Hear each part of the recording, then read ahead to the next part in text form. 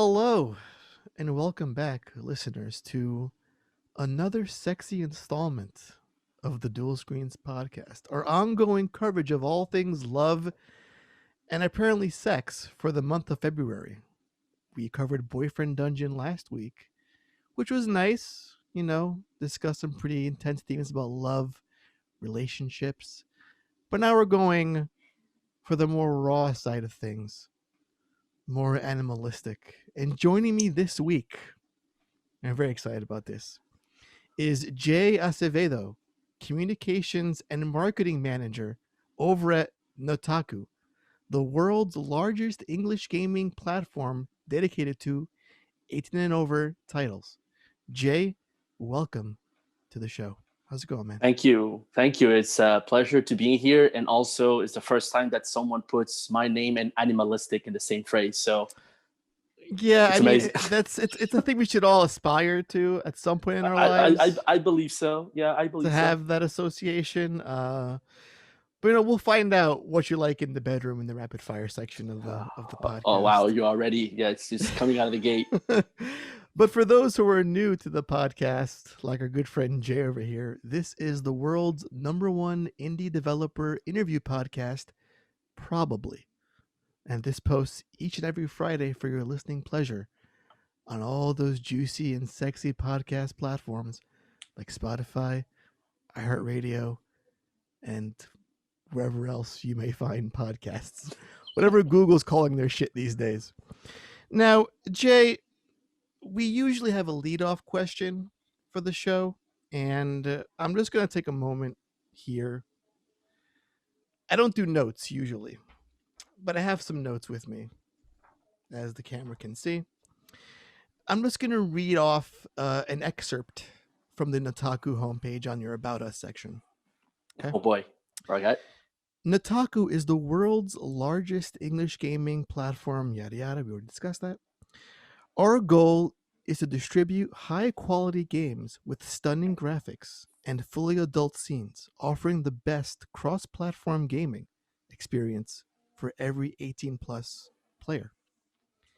We are pushing the boundaries of art, gaming, and sexuality by partnering with illustrators and developers from around the world, bringing global artistry and deviant indie style to the adult gaming industry. So I think my first question is going to be, where do I apply? And what are the benefits like? Well, listen, benefits are great on every side of the things. You get to learn more about a medium that has been around for the longest time. You get to see the video game industry, the growth of the video game industry and its different segments that exist, because most people know about the AAA games, the indie games, the triple I games, which is like indie but with AAA qualities, but never really no one talks about, the adult gaming sector, which it's on PC, it's on mobile, on both of the biggest platforms, obviously, that are out there. Not the biggest ones, but the most accessible ones, I would say, right. With the console world, obviously. So the perk, it's really informative, definitely creative, because you get to see a lot of things. But it's a creative business like anything else out there, really. Like we have plans, we have budgets, we have teams to manage, and we have work to do. So really, like I'm sure you've seen a lot of shit in your days. I'm sure a lot of stuff comes across your desk. Not actually, and I think this is also the belief that most people have is, when you work on adult entertainment, the first thing that comes to mind, obviously, is what you see on the internet, right? And it's not the case. Like we have a clean office, and we have meetings, and we have responsibilities. And listen, I'm not saying there's orgies going on over at Nutaku headquarters. Right. No, but listen, I had that question come to me. It's like, well, how does it How does it like? Like, people think you're just all deviants, just vile sexual acts upon each other's bodies throughout the day while you also publish video games. Is that what's going on? Well, Is no, that what people believe? no, no, no, And absolutely, again, where absolutely do I not. apply? You didn't answer my It's first not. question. It's definitely, I'm going here on the joke side of things, but no, I Right, mean, right. there's misconceptions everywhere, Sure. right? And Right. whenever you come in and you ask that question, it's like, oh, adult gaming, okay, you have an idea of what it is, Hmm. and mostly if you type adult gaming on the internet, probably you're gonna find what you think it is. But then Hmm. as you go deeper and deeper, you realize that there's more to it. There's I guess the clickbaity approach to get you in, but there's also the more uh, different way to get the users to play these games and to discover them, right? And Right. that's basically where Nutaku comes into play. And where does it start? Really, it's in this idea of, what if all these games that we know that exist out there are already have this kind of segue into adult content? Because that's the first thing you see when you go on Nutaku, right? You see Hmm. RPGs, you have action adventures, puzzles, dating sims, you have a bunch of stuff, right? And when you get into the game, you're like, oh, yeah, this is like this game that I played a couple years ago, or this is like a game that I used to play before, or whatever. The only difference is that it has more, uh, explicit adult content. But Right. once you go off that, you're like, okay, this is a puzzle game. Oh, this is a simulation game. This is a real time strategy game, and I have to really play in order for me to get my rewards down the road. So Yeah, yeah. my first foray into adult gaming came with Midnight Castle Succubus at the Oh, end of last year. okay. One of my friends said, "Check out this game," and I was like, "This is just titties and Castlevania." And he says, "No, no, you should really just give it a chance. Trust me, give it a decent, honest shot." And I was really taken aback by there's actual game design, there's mechanics that work and feel like an old school side scrolling platformer. And then you have the sexual component tossed in for good measure. I think most people don't understand that there's good gaming under the hood for a lot of Correct. these games. Hmm. Because you can have a game that just has titties in it, and that's not going to sell a game. It has to be fun on some level and engaging from the gameplay perspective. And I think that's like the largest misconception, is that these are actually good games. I right there with you, 100%. So what do you do? So let's step back a bit. What is Nataku? We've sort of gone over the about us description, but what are you guys? And what is your origin story, as it were? Why does this thing exist? So it basically came, and this obviously we've been around for 6 years, Mm-hmm. and it basically came from this idea of um, opening a door for these type of games to exist. Because as of, I could still say now, you have sexual themes and content in the most mainstream games. It's usually, you talk about Mass Effect, Witcher, Mm-hmm. like there's a bunch of those games that Yeah, use that God type of of War, content, stuff like God that. of Yeah. War and Yeah. stuff, right? So I think what it came from is, well, it all started with a partnership. So it started with localization of those games Mm-hmm. at the very beginning. And as you're localizing these games from the Asian territories, you're like, oh, well, if we're localizing, then why are we not just launching our own English speaking platform then? Right. And then, go off from there and see where this takes us. So it started that way. And then obviously, as you go in, you start with 4 games, then it's like 10 games. And then all of a sudden you realize that, oh yeah, there's game developers out there who are making these games for PC, for mobile, and they don't get the success that Mm. any game developer thinks they have. Because again, if you're making a game and you put it on the App Store or put it on Steam, it doesn't necessarily translate to a smash hit type of thing and you start Yeah. making millions, right? So there's a there's thousands of games that don't get that visibility, that don't get that attention. So then you have game developers saying, well, what if I adultify my game and I just put it on Nutaku? Mm-hmm. So then when that conversation starts, and then you see 1, 2, 3, and then you see that all these developers like, wow, my game is not making anything on this mobile store, but I'm making revenue on Nutaku. And then developers, then they talk to each other. They go to mixers, they go to events, conferences, and they're like, hey, my game that wasn't making money on this mobile store is actually making money here. What did you do? Well, I just adultified it. So then, and then obviously, we see the wins. So we talk to other developers and we tell them and I say, hey, there's a possibility for you to make revenue. What would you think of that? Is it a good avenue for you? Are you interested? Because again, it all begins with interest. Others are like, nah, I'd rather not. But others are more like, yeah, I can run my safe for work version somewhere and I can run my not safe for work version here. So then that's what happens. And then year after year, more developers come in and then they see the results. And then obviously we have a team that is dedicated to talk to those developers and give them the tools that they need, information about our platform, and how can they make their product viable on the platform. So again, when you do that year after year, and then the user numbers increase, you go from 1 million to 4 million, and then to 6 million, and then to 10, and then you're still growing. We recently surpassed 60 million registered users at the beginning of the year after 6 years. So when you add those games and then you bring more people, then what do you want to do more? You want to add more games, and then just the circle continues. So it started as a interesting, let's see what happens, to, hey, we're seeing a trend, we should jump on it, to, okay, now that we are established, what else can we do?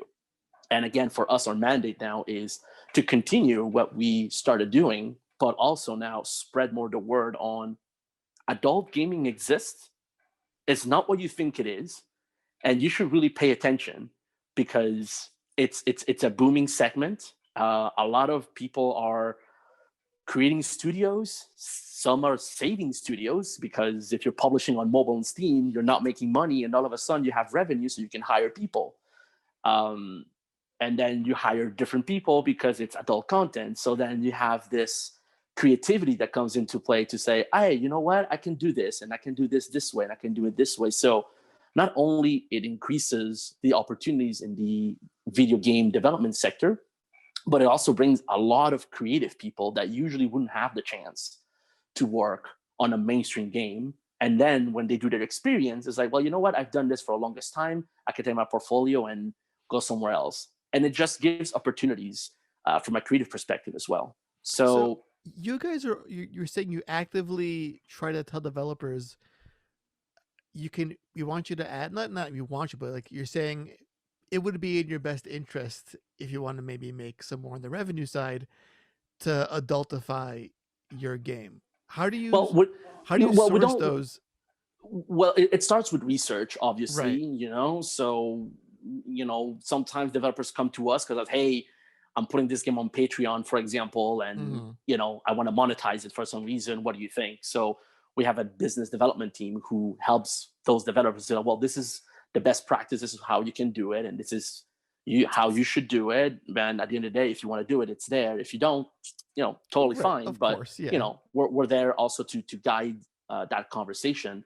But we don't go after all developers and tell them, hey, oh no, I'm not saying come you're in like here, I'm not saying you're like, oh hey, the Medium Bloober Team, it's a great horror game, but have her topless throughout the entire game. I'm not saying you're doing that. We don't go that route, Right, but I but think it's also us. You do kind of look around and see what's being worked on, what's sort of like in the conversation, and say we'll reach out to this developer and say, hey, does this lane interest you as an option for your game's direction? Yeah, and again, when our biz dev team does that outreach, they carefully research the product first to be like, hey, maybe, just maybe, this could be interesting for you. Let us know what's up, right? But like you said, we will not go to any other I mean, I'm sure that it happened. Again, I haven't been with Nutaku since day one, so probably it did happen. That's But a no, pretty that's some pretty big balls then if they're going out to like major developers like, hey, Naughty Dog, you should just put titties in all your games. yeah, no, I mean, listen, we I think this also as understanding or how our audience and the content works as well. And again, video game development has evolved It has. dramatically over the years, and it has become I mean, it gets rougher every year. Like been in the gaming industry for almost 15 years, so when you do marketing about those games, you tend to understand what are the things that they used to do before that are no longer viable today. And the user itself, the consumer, evolves as well, right? So you have to take that into account. So yeah, no, I mean, our teams do an amazing job at researching, reaching out, having conversations, and bring as much quality products to the platform as possible. And I mean, it's been happening over the years, and I've been at Nutaku for a little over a year, and I've seen high quality games coming in to the platform Mm-hmm. in a year. So it's definitely out there, and it's definitely a fun and interesting place to be. Right, and it's shocking just how many games there are in this sort of sub genre of gaming. We're talking like thousands upon thousands of games that I never knew existed. That this whole culture was not just there, but thriving just Hmm. below the surface. And it makes you wonder what's it going to take to have this be part of like the main conversation? Like, why aren't these games being promoted or advertised as much as your other more safe for work titles that are propped up by games media and journalists, as it were? I think it comes down to, first of all, having a conversation. Mm-hmm. And I think what we're doing, you and I right now, Mm-hmm. conversing about this, Mm-hmm. raise awareness about the existence of the topic. And the more people that talk about it, the better. Now, Mm-hmm. are people talking about it now? Yes, Mm-hmm. absolutely. Like this, we're not doing something new. Like people are Of talking. That's course, why yeah. the content exists, right? Right. But to your point, what does it take? I think it's more understanding about the medium. Mm-hmm. But I think as a society, as a whole, we have a hard time talking about sex. Yeah. Oh So, yeah. That's an so, understatement. I think that to me is the most difficult thing to go over than making the game and putting it out there, right? Because Mm-hmm. once you make the game and put it out there, you want as much people as possible to play it. And Mm-hmm. for that, you require awareness. And in order to get awareness, well, you need to get to places in which people are going the most often. And it's one of our goals on Nutaku to get that awareness as much as possible in order for us to grab your attention and then really have the conversation with you and be like, well, what were your perceptions of this product Mm-hmm. prior to just finding out? And let's see if we can break that kind of first idea that you have and remodel it into something that makes a lot of sense. Maybe, possibly not. Maybe you'll hate it even more. Who Mm-hmm. knows, right? But as long as you don't have that conversation, then you don't know, and you don't have access to those mediums. And 2020 has been a year. I mean, it has been a long talk, but sex workers, for example, Mm-hmm. it takes a huge controversy for them to be able to speak up about what do they do, why they're doing it, and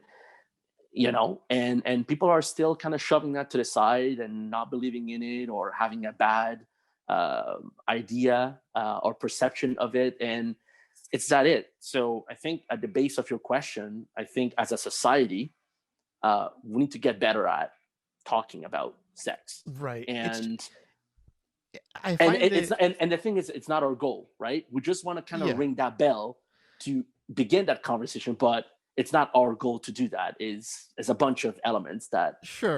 are paired up together. I just find it fascinating how there's so much pearl clutching over not just sex in games, but the idea of being sexy in a game is can be a little bit taboo. Like a character like Bayonetta, who you can look at it and say, well, that was just designed for horny, teenage boys to masturbate to while they play video games. Designed by a woman. And I'm not sure where this happened, where when I was a kid playing games like Parasite Eve, Aya Brea, sex to me, and I'm a gay man, by the way, so the idea of this being like a physical attraction for me goes out the window entirely. But the idea of sex used to be power.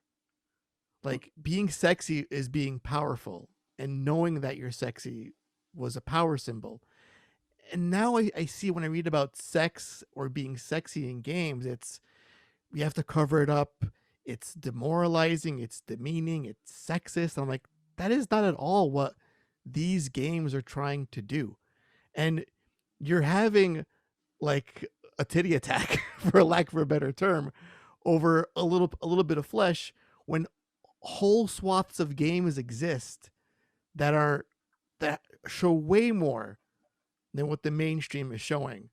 Mm-hmm. And it bugs me how even when the mainstream tries to be a little bit sexy, people with pitchforks can gather and say, you can't do that. Like, you gotta lower the cup size on the breasts. You gotta cover her up a little bit. We can't show that. It's too sexy. Get rid of it. And I'm not sure when that happened, because when I was a young gamer and I saw a woman that showed some flesh, to me it was always about power. And I'm not sure at what point we made that switch to we can't even have this in the game or even discuss it.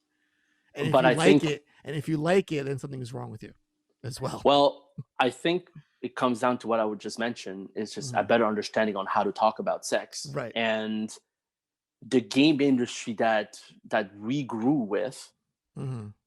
uh, is mainly directed by heterosexual men. Mm-hmm. So there's a lot in there that has not been seen that we're starting to see now. Mm-hmm. Like for example, I mean, I'm gonna take the example of the mainstream developers, but also for us, Mm-hmm. there's more women that are artists, that are lead art, that are lead audio, that are lead writers, that are executive producers, and they're making those games. And you know uh, their input is important in the development of the medium as well, right? So but when you say something like this, when you says like, oh, at one point, for example, a character is more covered up Mm-hmm. than what that character was a couple of years ago. Right. I think it comes, and I think this is my personal opinion, I think it comes from the heterosexual male game developer Mm-hmm. who cannot go and find that gray area of, we can be sexy without being exploitive, Mm-hmm. and we can Mm-hmm. do this without being doing that. So I think it's a man thing. Like you go from one place and then, oh, okay, well, we're gonna put in an armor and you can't see it. Where the women is like, no, that's not what I meant. You can be less, I guess, out there, Right. but being in that middle ground that's still sexy and appealing, but it's not derogative, right? Right. And also, like, don't be regressive either with it, because I feel covering it up and trying to push it under a rug isn't gonna. It's still there. you know Sex appeal will always be there, and to act like it's not part of our society or part of our culture is misguided. And to Yeah, act like we can't have it in a constructive, healthy way in the game, because I feel even games like this, it astounds me how many are made by female developers who just love the sex aspect and that power fantasy of having a strong, sexy female character in a game. yeah. So, and again, we're talking about the mainstream games, right? Right, But now, if you're right, talking about the games that you can find on Nutaku, right. you have a little bit of both, right? Yes, yes. You have the little eye candy thing and whatever, and then Of you have the course, hardcore, fan right? service. Yeah, And then you definitely. have the hardcore, which again, like, we're not shying away from it. It's like Mm-hmm, it's an explicit content platform, mm-hmm. and you get the sex that you are basically coming to see, and that's what you want, and that's fine. But again, if you're looking at us, for example, many people could say, well, some of your games carry that theme, But at the end of the day, it's like, well, we have different ways of exploring that as well, and we're not telling people, hey, and again, you can play our games that have safe for work versions Mm-hmm. that you can play as well. That's, so you have the option here. But I think what I'm trying to say is that Nutaku, we go out there because that content exists and Mm-hmm. it can be normalized. And Right. just like any other type of explicit sexual content you can find on the internet, if you are a grown adult with an understanding on how the realities work, then yeah, Mm-hmm. you will enjoy this piece of entertainment like anything else. But because it's a video game, obviously it carries a little bit more extra, like, oh, well, that's accessible to anyone or what have you, Mm-hmm. just like any other medium, right? Right. So again, and for us, I mean, we have LGBTQ plus games. Mm-hmm. We have games that are led by female writers Mm-hmm. and female artists, and we have this amazing studio that is publishing on Nutaku out of Vancouver that, like, I think more than 75% of the studio is made of female game developers. Mm-hmm. And they understand that, yeah, but we're going to make you work for it. Like, you're not going to play 5 minutes and you're going to get it. It's like, you're going to go there, you're going to have conversations, you're going to basically, the whole dating sim genre is like that, and like, before you get into that hardcore sex scene that you want, you're gonna have to play through the puzzles, have conversations, Right. exchange with the It's characters, like like dating. create You can't an just go right to the bed. emotional. Well, there you go. That's why they call it dating sims, right? But so yeah. So listen, it's a really interesting way. But for me, I think the more we discuss about those themes, then you can unearth some interesting insights and ideas that will lead you to understand better, why it exists. And again, people are playing on our platform, millions of people are registering, they come and check it out. I mean, we're kind of giving what people want, but now we kind of want to offer more. We want to Mm-hmm. diversify the offer. We want to, if you're gay, you can come to the platform, customize your experience, and you're gonna get the games that, like, hey, these are some games that might be interest for you. And if you're heterosexual, same thing. So for us, as we grow, we don't just want to add games. We want to add games and make sure that it touches the different sexual preferences that the Nutaku user would want to have. And as you grow as a platform, that's what you want to do. You want to diversify that offer. Right. And I think also, again, first of all, you said like five things I could have like punified. You said come to the platform, touching and growing. I was like, it's way too easy for me. I That's why I went was super fast, because I knew that you were going to jump on them. uh yeah, I think that's also it's an obstacle because people, when they look at games like this, I think they think two things: is these are made for horny young men by horny young men, and that's the furthest from the truth. When you have teams of women who are making these games because they want to, and they enjoy what the genre does and what it can offer that mainstream can't in this particular space. Um, has there been anything? Because I was talking to the developer of Summertime Saga a few months ago about what are the boundaries you set for yourself when making an adults only game. Are there any off limit topics or actions that you think would cross the line? I think he was saying how incest was a big thing. Like that almost got them kicked off of Patreon because of incest tones or themes in his game. When you guys are sort of sifting through all of your games to go on the platform, is there ever a cutoff point and you say, no, this game has a thing we don't want on our particular platform? Oh, yeah, Or is it absolutely. like anything goes?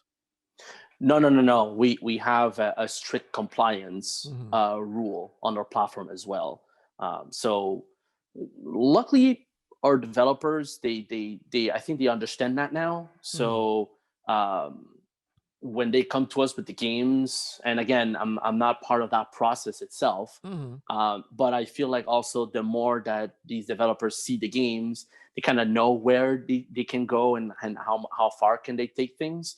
And if it happens, then yeah, we have a compliance team that works with the developers to ensure that whatever it's put on the platform, you know, fits within those boundaries. So, but I don't want to go too much into details because again, I'm not part of that team, so I don't know no, what it I'm just goes. saying, But yeah.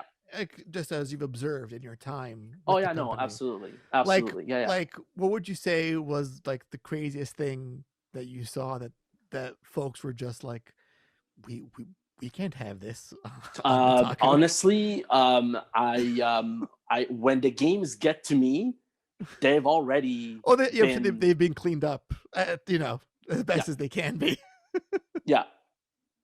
So I don't get to see none of that stuff. So, you know, I am kind of curious. What's it like for you when you go home for, let's say, Thanksgiving or the holidays, and people ask you like, "So how's work, Jay?" Or what does Jay do again for a living? How do you describe that to, let's say, like your grandmother or like, you know, an older relative who wouldn't I quite just understand? well, usually when I come across people that ask me what are you doing, and I just like, hey, I do marketing for gamings within the adult segment, and they're like, oh, adult in like adult content, like sexual Right. content. I'm like, oh, okay. I haven't faced anyone be like, okay, but what type of things? And like, I Like, haven't got ooh, that. let's get into it. No, actually, I haven't. So I don't know. Maybe I don't know. Maybe I'm lucky. I don't know.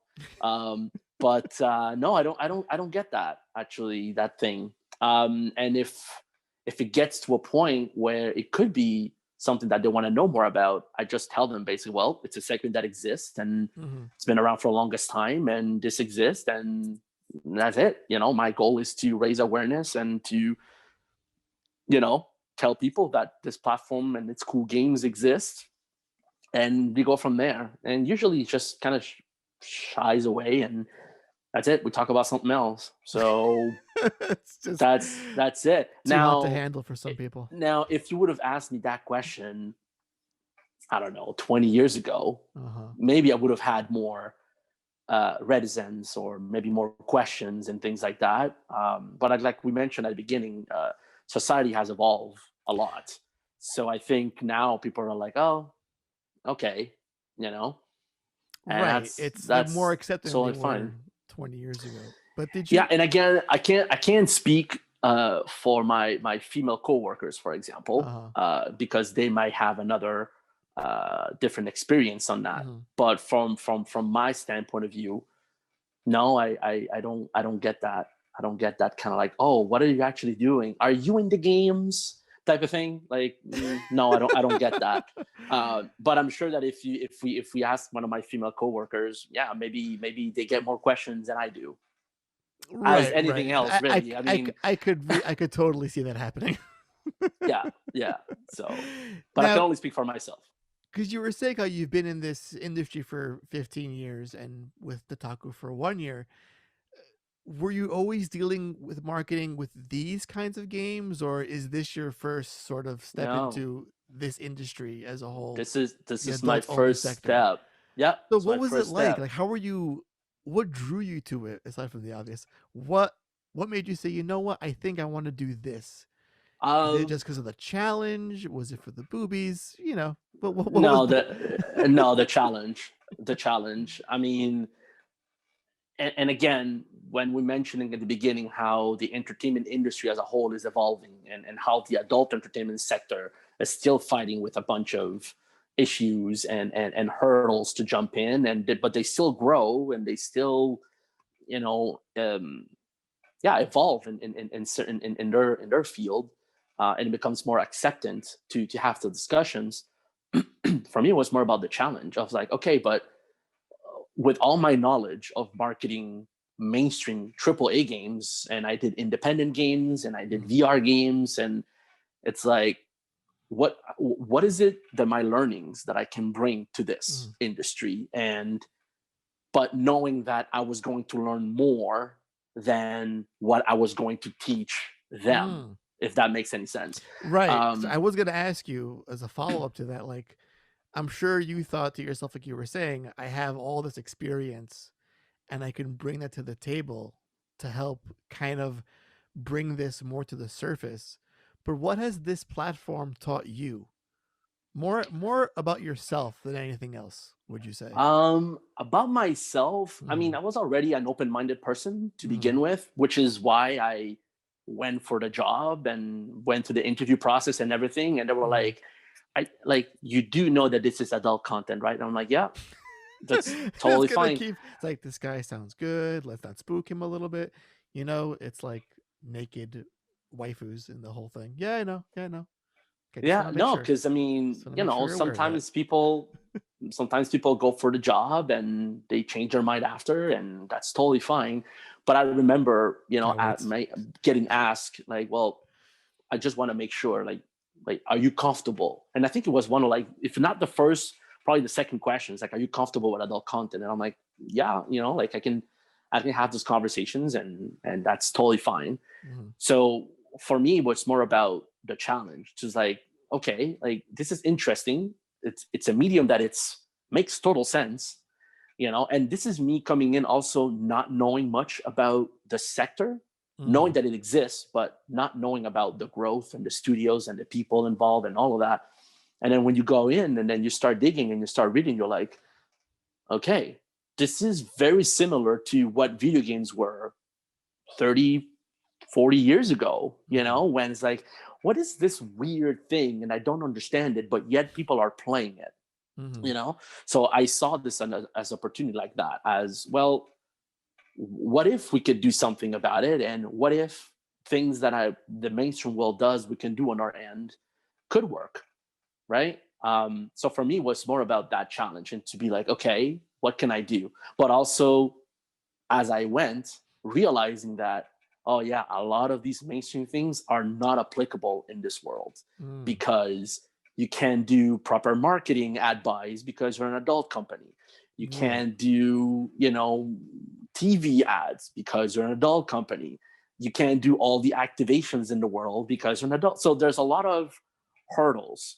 So Right. for me and my team is more about, okay, if we know that we're going to hit a wall, Mm-hmm. what are the other avenues that maybe the big mainstream companies don't look at? Mm-hmm. And how can we have that conversation on our side? So, totally, totally, totally for me is the challenge and the opportunity to learn more about the sector. Because again, I consume adult content, but I don't know what's behind everything. So this allows me to have a better understanding and also readjust any perceptions that I may had at the beginning that are now, it's like, okay, well, I've seen this from one angle. Now I'm seeing it for a different angle. So what can we find on that side, and how can we get better? Because again, at the end of the day, we also want these game developers to see the light of day and to be successful and to make more games and to do whatever they want to do. So you kind of do marketing for your platform and your own business goals, but you also want to do marketing for these studios, because again, without them, then the platform will be just a platform and nothing in it. But because the teams have done an amazing job at growing the platform and Mm-hmm. getting developers in and creating those relationships, we're in a space in which after 6 years and so much growth, the time has come to have those discussions, to knock on doors on places that we've never been before. So it's all about a challenge. What's been the most rewarding part of your job in the over the last year? Like, was there a moment or a game that you worked on promotion wise that did exceptionally well, that you really just sort of nailed the whole marketing campaign? So again, all my responsibility is to market the platform Mm-hmm. and market the games as Mm-hmm. well. So for me, it's more about the collective wins that we can get from Mm. everything. So the platform and its games, not just one game or two Mm-hmm. games, but all of the games. We have a Mm-hmm. new game coming up. How can we leverage a story around that game? How Mm-hmm. can we leverage this? How can we leverage that? We have a new feature on the platform. How can we tell people that it's out there, and what does that do? So it's really a much bigger responsibility. Is not just to focus on a game, but to focus on the overarching um, goal that is in front of me, and us, as well. And I guess for me, it's just kind of seeing, and because also I'm not by myself, like I'm part of a team that is Mhm. that is much bigger and has different responsibilities. So for me, it's also to see the growth around that as well, and just us continue to learn to how to get better. Mhm. To me, that's what drives me the most and what makes it more interesting. But if you want to focus on one thing, I think it's just the overarching change that we brought to the platform. Because again, I'm not sure when you saw Nutaku, but a couple of months ago, it was a simple white page with links and a platform, and like a very, I guess, basic platform Mhm. approach. And we deploy a brand new version, which is the one that you see right now, Oh, it's that beautiful, by looks the way. that looks like an actual gaming platform with Yeah, it filters and looks legit. Yeah.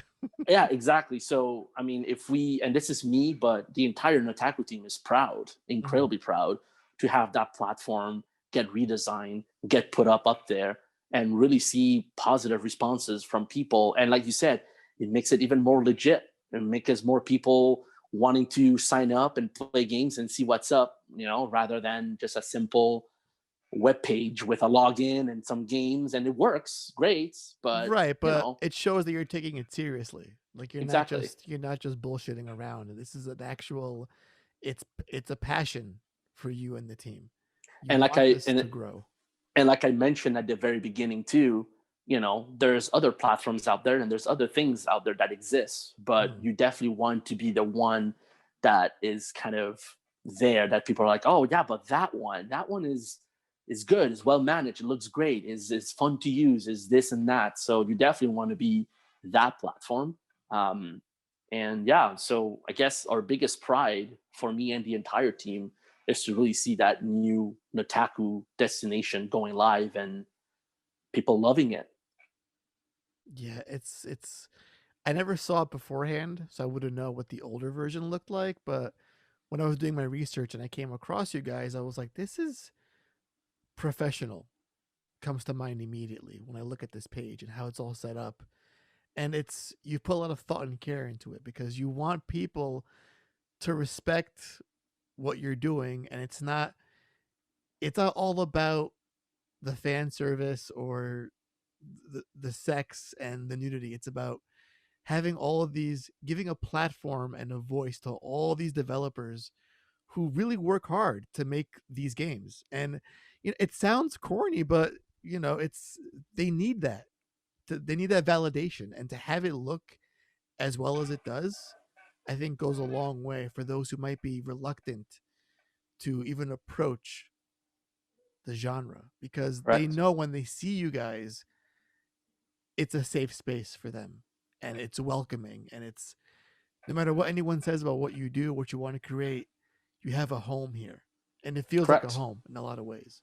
Yep. Absolutely right.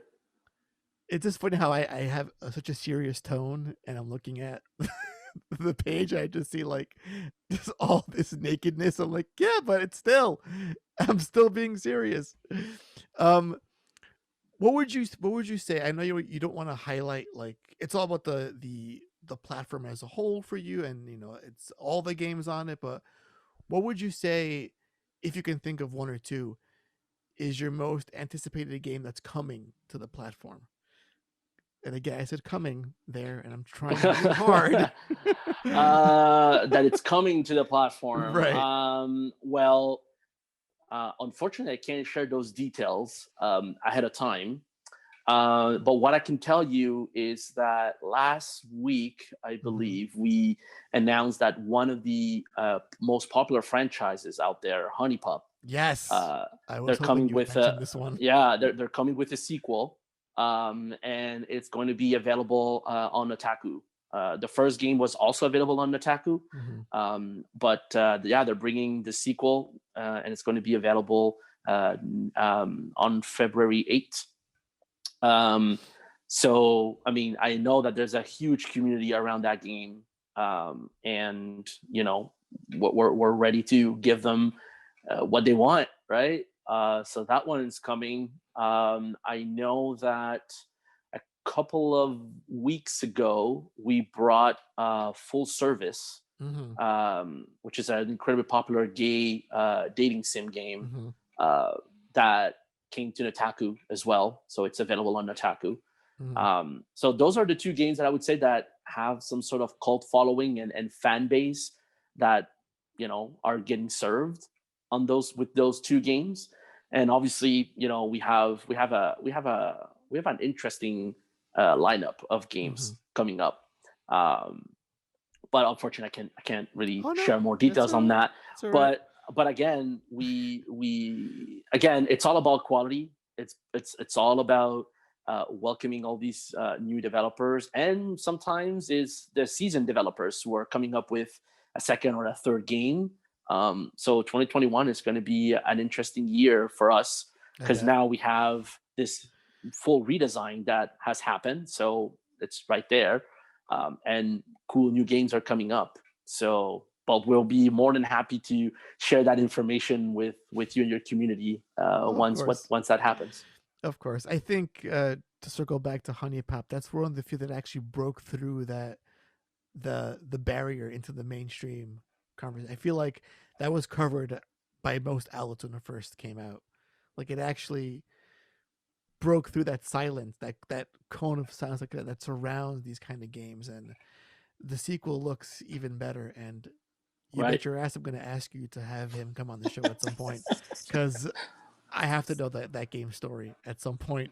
Um, so I think we've discussed a lot of fun topics, about you, your position. That's another pun I could go for, but I'm going to resist. About the platform, the challenges of talking about sex when people just don't want to talk about it. I feel we all want to, but you know, it's all part of that puritanical streak that it runs through. I think, at the very least, in the United States. I'm not sure how it is up there in Canada, but I'm sure it's similar. It's like a big no-no. But you guys are doing, you know, some great work.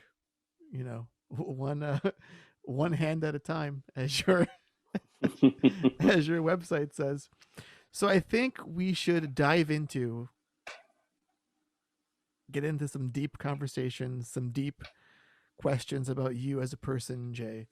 Oh boy. It's time for some rapid fire. Now, listeners, normally rapid fire is, we ask things like, do you like pineapple on pizza? Would you rather fly or be invisible? I feel it's a little bit too vanilla for a guest this week. So I have a special list of sexy questions just for Jay. Pineapple on pizza is awesome, by the way. Just putting it out there. All right, So get off my show. I don't want you on my show anymore. it's a very divisive question It and is. It answer. is. It's very polarizing, and that's why I want you off my show. All right. So, these are specifically geared with sex in mind. Some are funny. They're all very inappropriate. So No. I'm excited about this. I think the first one I'm going to ask you. And you're laughing by I yourself, know. and I'm like this is I'm going to ask a human being this question. Would you rather take a body shot off of me or have me take a body shot off of you?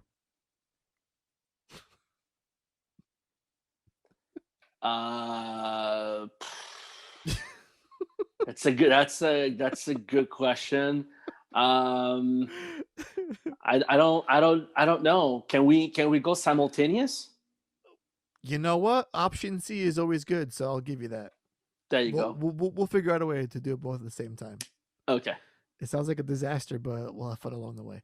Um, if they named a sexual position after you, what would it be called? Oh my god. Just whatever Uh, whatever comes to mind. Whatever. um, I'm gonna go. Wow, no, I can't answer that question. God. Yeah, no. Okay, I'll tell you. I'll tell you something. Sure. So, are you a Simpsons fan? I am a huge Simpsons fan. Okay, you remember that episode in which Homer went by the name of Max Power, Yes, yes. and then the guy was like, Max "Wow," Power. Yeah. and then the guy was like, "Wow, what an amazing name." He's like, "I know, it was on a blow dryer." It's the most amazing thing, and whenever I have to find a nickname of sorts or a name, whatever, Max Power because of the Simpsons comes to All mind right. So all the time. we'll call it the Max Power. That's what we're gonna do. Would you rather wrestle naked in a pool of Jello or chocolate pudding? Chocolate pudding. Mm, mm. Have you have you have you joined the Mile High Club? Are you talking about the one in Call of Duty Modern Warfare? Because if that's the case, then yes. If that makes it a yes for you, then sure, we'll go that way. Amazing. Would you rather send a dirty text to your boss accidentally, or a sexy voicemail to your mom also accidentally?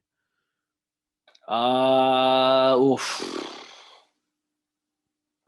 Uh, I think I'd rather by accident send voicemail to my mom. Okay. Yeah, yeah, yeah. I mean, listen, if it's about being accidental and being Right, crazy, I'd they're rather. both by accident, but they're both disgusting. Yeah, of course, So but it's I do prefer. you want it to your boss or to your mom? That's what we're doing But here. I feel like it's much easier to explain the mistake to my mom Mm, rather than my boss. right. So, yes. That's a good, because you can't lose your job if you send the dirty voicemail to your mom. She might look at you funny, at Thanksgiving, but then again, she knows what you do, so it's totally fine. Rough or romantic? I'm gonna go with both. Oh my god. Okay. Would you rather have a massage with peanut butter or maple syrup?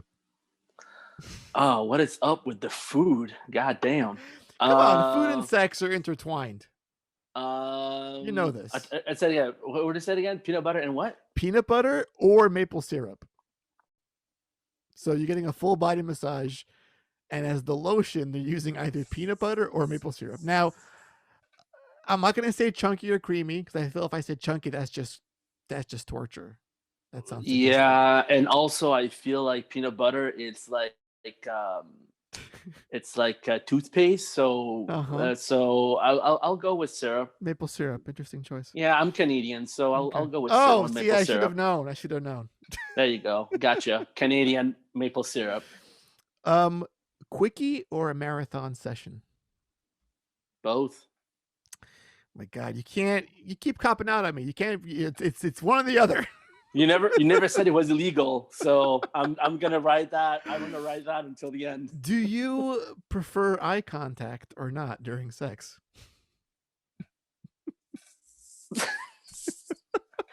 I'll go with both on that one. Listen, if I can answer something different than both, then I will. You're not one of those like, don't look at me, you're ruining it. No, absolutely not.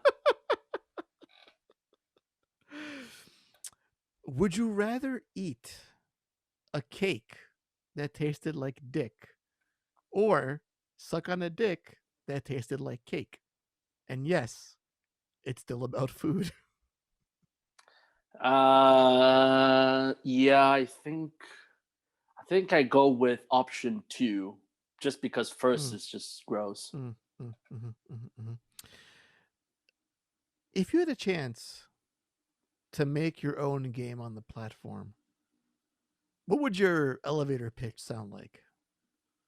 What would Jay's Nutaku game look like? Oh, okay. So my fantasy game that I always wanted to do is a Terminator game, in which interesting. Okay. plays. Okay, so hear me out. Yeah, So yeah. it plays. Oh wow. Okay, if someone is listening to this and you have the Terminator license, give me a call. So basically, it's a massive multiplayer game Mm-hmm. in which you start off, and the game randomly puts you either on Skynet's side or the human resistance. Okay, I'm with you And so then far. whatever you do, right? And Mm-hmm. then you play, you do missions, you grow, Sure. like a regular RPG, whatever. Right, right, right. But everything is in real time, so Mm-hmm. time advances and all of that. Mm-hmm. And then at one point, the game decides to send you to the past. Mm-hmm. And for example, if you're a human resistance, you see John Connor coming in, and it's like, hey, you gotta go on a mission, go to 1983, whatever, Right, and do right. this. Then you go, right? Mm-hmm. And if you die, permadeath. And then you come back as Skynet. And if you die as Skynet, then again, the game randomly sends you back to something else or what have you. So it's like Mm-hmm. and then you lose everything Mm-hmm. progress, life, and then you start fresh as a brand new character, and that's it. Mm-hmm. So I guess if you take that idea Mm-hmm. and you adultify it, Yes, that's what I'm then waiting for. then there you go. So basically, you go back in time to save mankind by either impregnating Sarah Connors or Yes. whatever. See, now I thought you'd go that route because I can definitely see if you're like on the resistance side and you're like a Kyle Reese kind of character, you have to. Well, in the first film, it was all they were caught up by the drama, and then they did one of those. We're in so much danger, we have to fuck kind of scenarios. Yeah, exactly. So at this point, what But you're would you trying to romance do. Sarah Connor? Like, is it like a dating No, sim so no, so situation the or? no, so the idea is that you romance people, so in Uh the huh. future you have enough humans to fight Skynet. Oh, interesting. So you're basically making soldiers for yourself in the future. Correct. Now, if you're on the Skynet side, is there some sort of a android fucking situation going on, So or? yeah, so the robots do their thing, but they collect DNA in order Mhm. to better attack the human resistance in the future. How do we make this game happen? Is my Every would you? time I talk about my Terminator game idea, people are like, "Oh, interesting." But now that we can adultify that version, then it becomes even more interesting, right? I feel like you have a large enough platform where they have to at least take a phone call from you.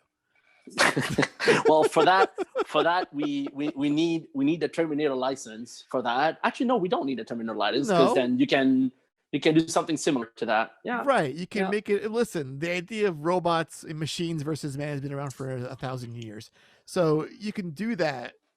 It can have the same sort of aesthetic of a Terminator. People will But know but I what but you're but referring in to, but but in a better world, I would have that Terminator game right, on one side, and I would have a Terminator adults only right. AO You version. want like it has to be the branded licensed game for it to be I special. mean, yeah, I mean that's the ultimate goal, right? So, because again, it's funny. The ESRB Mm-hmm. has a adults only rating, Yes, it does. and they never use it. Mm-hmm. So my game would be the first ever Mm-hmm. ESRB AO rated game on the market. Mm. I'm sure that there's games out there that have it, but the last time I checked, it was something like a handful of games that have that AO rating, like Mm-hmm. less than 15 games, I think. Mm-hmm. In the last, when was it? ESRB was created in 1994 with Mortal Kombat. Mm-hmm. So, like only 15 kind of games that have that AO rating, Mm-hmm. not enough, but this will be the first big one with a license name attached to it. Mm-hmm. And yeah, that was it. Because I believe Grand Theft Auto San Andreas got an AO rating, but that was during the hot coffee thing. Right, and that And wasn't. Was that like a part of the game itself, or that was like it was in the code but not removed from the game? yeah, something like that. I'm Right. not sure. I never really believed that story of, oh, it was there and we didn't know. Oops, sorry, we left it. Yeah, We come totally on. forgot to take it out, This guys. is this is Rockstar Right. doing what they do best.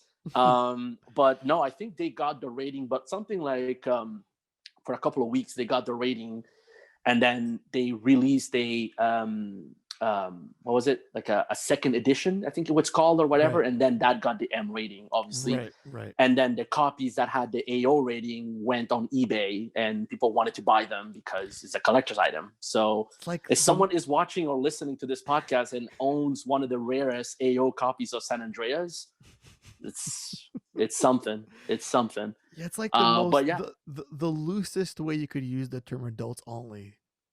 It's like, no, if we're gonna have that label, it has to mean something. Like that scene in GTA was hardly qualifying of an adults only branding for that game. yeah, yeah. But then again, that was because a lot of things happened since hot coffee, and you're like, wow, hot coffee was nothing No, it compared to, was. But then but again, no, it that's makes it. you. It really makes you think. Like the pearl clutching. Like, oh my god, the children. The kids who are playing GTA who are in cars murdering people and beating up prostitutes and pedestrians, like it's no one's business. It's like, and we're afraid a little sex is gonna warp their mind somehow. Yeah. Well, again, this It's is a whole conversation that's on a its own. different topic, and we'll get into that at some point because you're gonna come back for sure. Because I feel like an hour isn't enough to contain you. um, what would your dream collaboration be? If there was any developer who said, Nutaku, we want to work with you on our next big project. It's AAA game, it's big budget, it's going to be mainstream. We want to work with you to help us make the most out of adultifying our game for our audience. If that email came to you in your inbox, who would it be from? um, that's that's an interesting question, because my first reaction Mm-hmm. would be a Rockstar Games, Mm-hmm. because they're the closest you could get Mm-hmm. to that experience. Right. They're practically there as it is, I They're feel. They're they're like, practically there. It's just right. that they're in that HBO territory, right? Mm-hmm. Yeah, yeah, yeah. But I think that would be easy. Mm-hmm. So I'd rather go with a studio or a collaboration that has an IP that is delved into the more narrative type of thing. Mm-hmm. And I have multiple examples, like for example, a CD Projekt Red, Mm-hmm. BioWare, Mm-hmm. Square Enix. Um, I think they have these multi-dimensional IPs that if you go, actually, I'm going to add Bethesda Game Studios now, which Mm-hmm. it's owned by Microsoft now, but Mm-hmm. um, they have these worlds that allows people to romance. And I think if you want to go that route, I think the sex discussion would see a tremendous benefit on having that role play part explored, and Mm-hmm. systems and characters and all, to really drive home that point of Right. sex is okay, sex is not wrong, this is the multitude of experiences that you may have, and we want to share this with you. Right. So yeah, I guess it would go the easier route, and there's the more difficult route, but I feel like it's the more rewarding. Right. Right. Because again, the way Rockstar does their games and the way BioWare makes the games, for example, it's two different approaches, right? If I go to Mm-hmm. Rockstar and be like, hey, let's focus more on the romancing, whatever, they're like, nah, that's not our brand, We that's not don't our want that. DNA. We Yeah. don't do that. So that's what I mean. Like if you want the hardcore sex, just giving it to you that way, blah blah blah blah. I mean, and again, I have no problem doing Sure. that myself, but I feel like to grow the medium, Mm-hmm. to get to places that we've never been before, I think a more narrative Mm-hmm. approach would go that route. And just to go back to what I was mentioning earlier on, we have games on Nutaku like that are more into that kind of conversational, romancing approach Mm-hmm. that really makes you take more time into playing the game. So then when you get to the sex part, you're like, wow, I worked for so many hours and it's so rewarding. It's Just like amazing, in real right? life. Just like in real life, exactly. So you have games, you have the quickie games, and you have those long form games, and there's something for everyone, right? But if you ask me to move forward that conversation and normalization of sex or sexual entertainment or whatever, I feel like games and developers like that would be amazing to work with. So, not Kirby or Pokemon is what you're saying. No, no.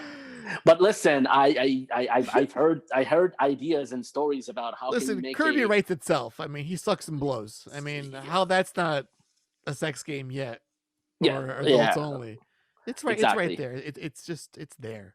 Yeah, no. I rather work with the IPs or studios that I Right, but you know mainly what? for. You now I'm thinking. This is why I love off the cuff interviews like this. See, now I'm thinking about what can we do to actually make sex portrayal of sex in a game like what Bioware does in Dragon Age or Mass Effect.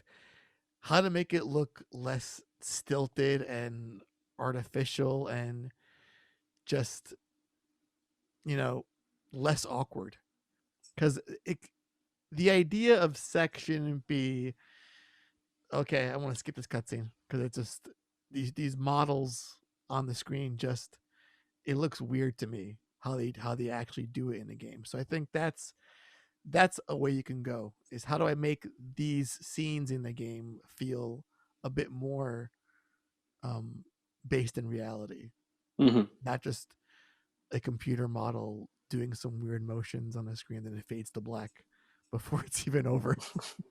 Right. And you know, it's feasible. Right. It's feasible because we have those. Well, listen, Jay, it's coming back, Mass Effect. So I would, get EA on the phone, like, hey, EA, listen, I know you're doing a new Dragon Age. Mass Effect's going to come back.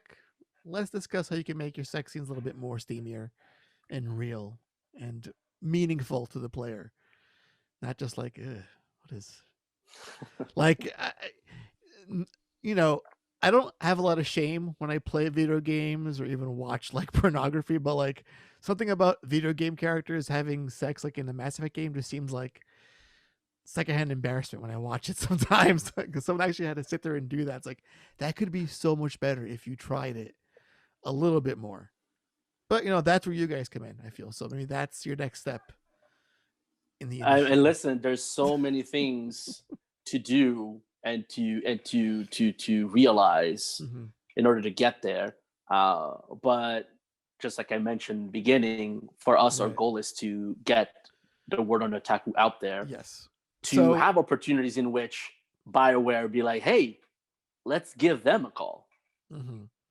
So you want to be in that position of people Right. knowing who you are, what you're doing, and how collaborations can expand for sure. Right. And I think on that note, Jay, is a great place to end this conversation. Where can we find out everything about Nutaku, who you guys are, what you offer, what devices you're available on? Give us the whole marketing PR speak.